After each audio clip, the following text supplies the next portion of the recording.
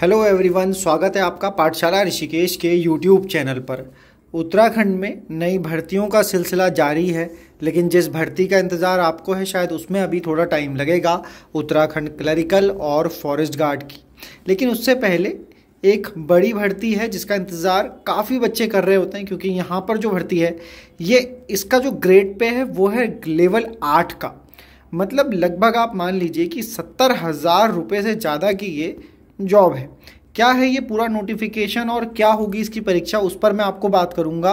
Notification शुरू करने से पहले ही मैं आपको बता देना चाहता हूं कि अपर निजी सचिव, जिसका नोटिफिकेशन एक शॉर्ट नोटिफिकेशन थोड़े टाइम पहले आया था, अब उसका फुल नोटिफिकेशन आ गया है।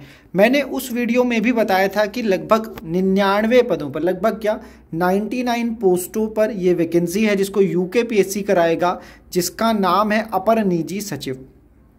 आज से ही अप्लाई आप कर सकते हैं और 7 अगस्त 2024 तक। ठीक है, क्या रहेगी इसमें फीस वगैरह उस पर भी मैं बात करूंगा। सामान्य दिशा निर्देश यहाँ पर दिए गए हैं। ये एग्ज़ाम इस बार इसलिए भी खास है कि अगर आपके चाहने वालों को, आपके साथियों को अगर थोड़ी भी स्टेनो आती है तो बस तैयारी कर लो, अपनी तैयारी को बढ़ाओ और आपको सबसे पहले स्टेनो का ही पेपर करने का मौका मिलेगा। ये बड़ी बात है, क्योंकि इससे पहले क्या होता था कि जर्नली पहला पेपर, जो जीएस वाला पेपर है वो पहले कराया जाता था, मतलब जो अब दूसरा पेपर होगा वो पहले कराया जाता था। तो कई साथी ऐसे ही पेपर भर देते थे और फर्स्ट पेपर देने चले जाते थे अनुभव के लिए, लेकिन स्टेनो में पार्टिसिपेट नहीं करते थे। वो पेपर तो निकाल लेते थे लेकिन स्टेनो नहीं, जिसकी वजह से उनके स्टेनो वालों की पेपर की कट ऑफ भी ज़्यादा जाती थी। तो ये है वो 99 पद उत्तराखंड सचिवालय के अंतर्गत, उत्तराखंड लोक सेवा आयोग के अंतर्गत अपर निजी सचिव की एक बड़ी भर्ती। क्या है पूरी कहानी, वैकेंसी को अगर देखेंगे तो बिल्कुल आपको यहाँ पर दिखाई देगी। और अब आरक्षण को लेकर के बिल्कुल उन्होंने क्लियर कर दिया है कहाँ पर कितनी वैकेंसी है। अगर आरक्षण की बात करें तो अनारक्षित जो सीट है पहले अनरिजर्व्ड कैटेगरी के लिए वो 37 है अपर निजी सचिव उत्तराखंड सचिवालय में। उसमें महिलाओं की देखेंगे तो 11 है। उसके बाद ओबीसी में 20 और 2 का रेशो है। अनुसूचित जनजाति में 6 और 0 है। और अनुसूचित जाति में जो है वो 28 और 1 है। यह है रिजर्वेशन का क्राइटेरिया। इधर उत्तराखंड में डीएफएफ के लिए भी है वैकेंसी जो कि 1 है। उत्तराखंड के भूतपूर्व लोगों के लिए भी है, दिव्यांग लोगों के लिए भी है और अनाथ बच्चों के लिए भी 2 वैकेंसी यहाँ पर है। जैसा कि रिजर्वेशन का क्राइटेरिया है वो था सचिवालय का मामला। अब है उत्तराखंड लोक सेवा आयोग में, तो यहाँ पर जो अनारक्षित है वो एक लगभग आपको वैकेंसी यहाँ पर दिख रही होगी। टोटल 99 भर्तियां हैं 99 पदों पर, और जो वेतनमान है वो सब बड़ा गजब का है। तो जरा ध्यान से देखना, पदनाम अपर निजी सचिव है, पदों की संख्या 99, और जरा ग्रेड पे को ध्यान से देखेंगे आप सभी। जब ग्रेड पे की बात क्यों कर रहा हूं, क्योंकि देखो पैसों से ही मोटिवेशन आता है। आप सभी एक अच्छे लेवल की पोस्ट, अच्छा वर्क कल्चर के साथ काम करना चाह रहे हैं तो लेवल 8 के लिए आपके लिए है ये पोस्ट। पूरी भर्ती, पूरी जानकारी क्या है भैया, जो भी व्यक्ति ग्रेजुएट है वो इसके लिए अप्लाई कर सकता है। लेकिन ये बात ध्यान देनी है कि हिंदी आशुलेखन में और अंग्रेजी आशुलेखन में न्यूनतम 80 और 100, यानी कि हिंदी में 80, अंग्रेजी में 100 शब्दों की जो आपकी प्रति मिनट, जो कंप्यूटर पर अंग्रेजी टंकण में न्यूनतम 9000 की डिप्रेशन प्रति घंटे की गति, ये दोनों चीजें आपने ध्यान से पढ़नी क्योंकि इसी की जरूरत है। जो आशुलेखन है इसका मतलब है शॉर्ट हैंड की बात यहां पर हो रही है दोस्तों।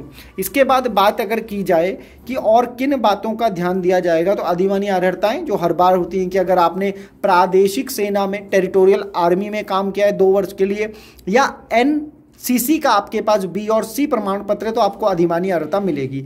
एज क्या है, 21 से 42, ग्रेजुएट होने चाहिए। बिना देर करे लग जाइए तैयारी में। ये है वो सामान्य जानकारी। अब मैं पेपर पे आता हूं, इससे पहले कुछ और बातें आपको बता दूं। हालांकि जो इसका शुल्क है वो भी आप देख लीजिए। शुल्क क्या है, तो अनरिजर्व्ड कैटेगरी के लिए 200 है, उसी अनुपात में धीरे धीरे कम करेंगे तो ये लगभग 200 और 80 रुपए के बीच में फंसा रह जाएगा।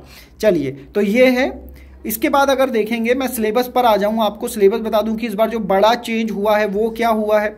वो ये है दोस्तों कि जो परिशिष्ट संख्या जब आप आओगे एक में, उसमें जो सिलेबस बांटा गया है, जो परीक्षा बांटा गया है, उसमें जो प्रथम चरण है वो बड़ा खतरनाक है और बड़ा जरूरी और बड़ा इंपॉर्टेंट है, जिससे आपकी नौकरी लगना लगभग तय है। अगर आपको स्टेनो की जानकारी है, आपको एक अच्छी स्टेनो आती है, अच्छी स्पीड के साथ आपकी एक्यूरेसी है, तो ये नौकरी आपके लिए है।